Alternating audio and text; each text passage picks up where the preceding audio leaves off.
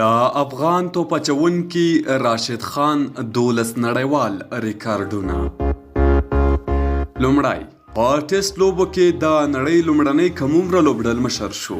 د هغه عمر 20 کاله او 350 ورځې و چې په 2019 کال کې د سپټمبر په 5 نیټه د بنګلادیش پر وړاندې د ټیسټ لوبې لوبډل مشري وکړه.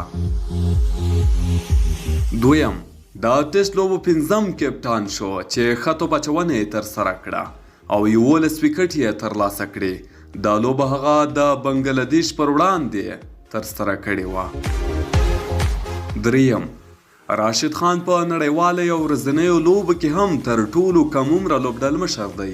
هغه د 19 کلو او 115 ورځو چې د سکاټلند پر وړاندې په 2013 کال کې د افغان لوبډلې لوبډل مشري کوله. څلورم راشد خان د کریر توپ اچونې تر ټولو غوره اوسط هم لري.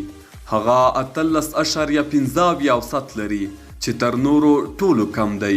د هغه د اوسط په 4 نړیوالو او ورځنیو لوبو کې دی. پنځم په نړیوالو او ورځنیو لوبو کې دریم توپ اچوونکی دی چې په کم عمر کې 15 وکټ یې په یوې پاڼې کې ترلاسه کړي دي. هغه د 13 کالو او 128 ورځو په عمر د ایرلینډ 6 لوبغاړي په یوه لوبه کې سوځولي وو. شپږم دا د راشد خان یو منفي ریکارډ دی چې نوموړي په یوه نړیواله او ورځنۍ لوبه کې 19 منډې ورکړي دي چې په دې برخه کې هغه دریم توپ اچوونکی دی چې دومره زیاتې منډې یې ورکړي دي. اووم راشد خان په نړیوالې او ورځنیو لوبو کې د وکټو چټکه سلیزه هم پوره کړې ده. نوموړي په 44 لوبو کې 100 لوبغاړي سوځولي دي.